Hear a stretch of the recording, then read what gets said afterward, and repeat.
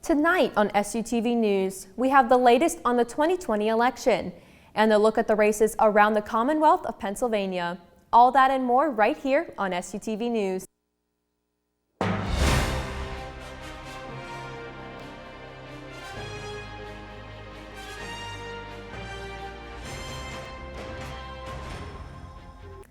While we still don't have a winner for this year's presidential election, the past 72 hours have been eventful to say the least. And while we're unsure when we will see the final results, SUTV's Adam Beam gives you everything you need to know so far.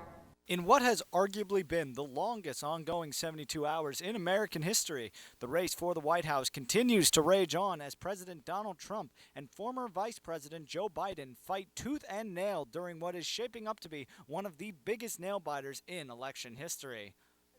A lot was riding on this election with the tumultuous nature of 2020. From COVID-19 and constant economic turmoil, it was no surprise that this year saw one of the biggest voter turnouts in almost a century. Going into the night on November 3rd, the key battleground states that both parties had their eyes on were Florida, Georgia, North Carolina, Wisconsin, Michigan, Pennsylvania, and Arizona.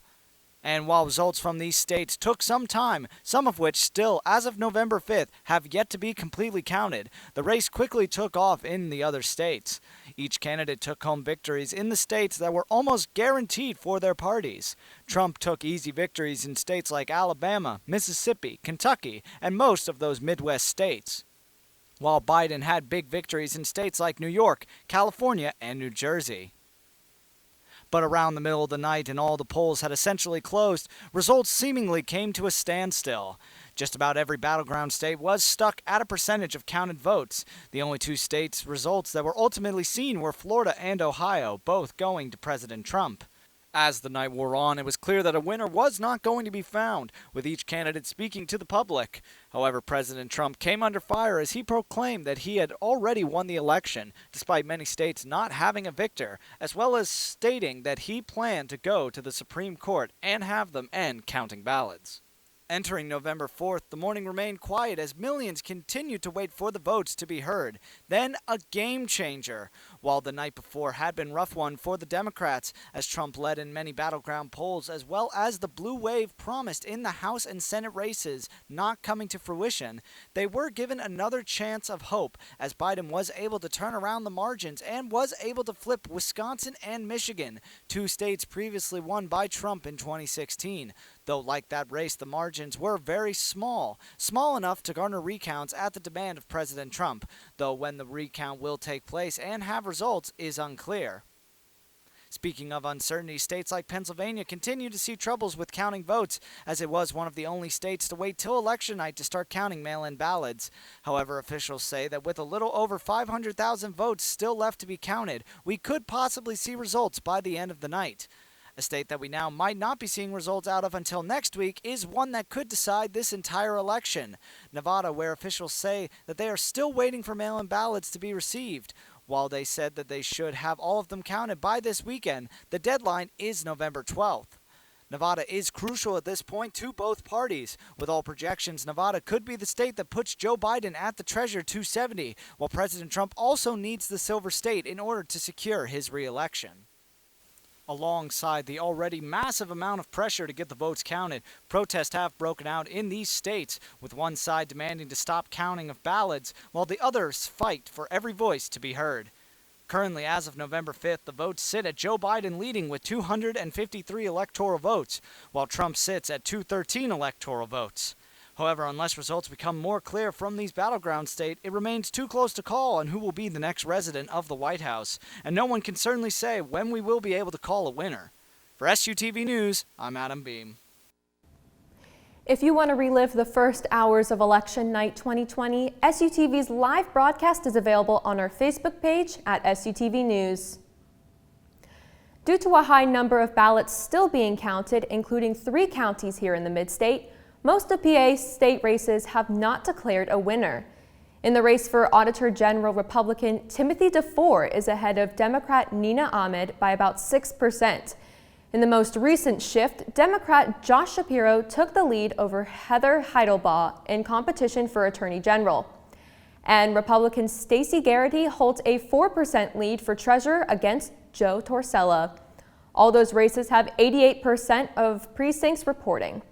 But looking into the Shippensburg area, incumbent Representative John Joyce will serve another term in the U.S. House of Representatives. Moving into the state Senate, incumbent Senator Doug Mastriano remains in the lead, but is still waiting for more than half of the mail-in ballots in Cumberland County. And in the State House, representing the Shippensburg area will be Perry Stumbaugh, who ran unopposed. SUTV will keep updating these results as they come in on SUTVnews.org. 3 iconic toys have been inducted into the Toy Hall of Fame, and the winners are Baby Nancy, the first black doll to have an afro and dark skin. The groundbreaking doll was launched nationwide in 1968. The toy is credited with making cultural and commercial breakthroughs in the U.S. Sidewalk chalk was also inducted. Great masterpieces have been created on sidewalks all over the world because of the sticks. People used the chalk to play games outside such as tic-tac-toe, hopscotch, and foursquare. And last but not least, Jenga. According to the manufacturer, the wooden block game was created in Ghana in the 1970s. Fun fact, the record for the highest known Jenga tower is 40 complete stories. The Strong National Museum of Play announced the 12 toy finalists back in September. Anyone can nominate a toy to the National Toy Hall of Fame. Final selections were made on the advice of historians and educators. This election has been rough, but there's one election where it's even rougher, but not in the way you would think. Morgan Parrish of Fox 19 has more. That's right. Here in my arms is the new mayor of Rabbit Hash, Wilbur Beast. He's a French bulldog who won with the most votes in Rabbit Hash history. He's only a puppy, but he's ready to hit the ground running. Wilbur, how's it feel to be the mayor of Rabbit Hash?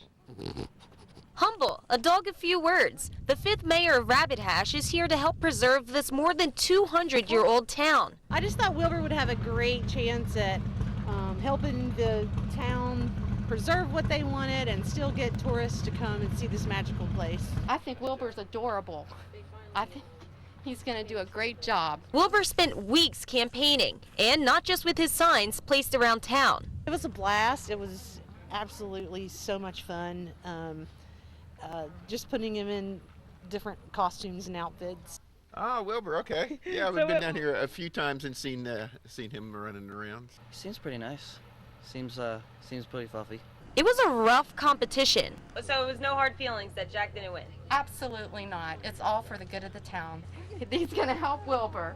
They're already great friends. Wilbur ended up winning with 13,143 votes. That means he essentially raised more than $13,000. All of the money raised will go towards maintenance and repairs needed throughout Rabbit Hash. It's a way to make sure this hidden gem of a town is here to stay. Rabbit Hash is something you feel the minute you walk into town. It just is like going back in time and taking a walk in the past. And hopefully that'll never change. And that's all for SUTV News for this week. I'm Bailey Cassada. Don't forget to follow us on Twitter, Facebook, and Instagram at SUTV News, and check out our website at SUTVnews.org. Have a great weekend, everyone.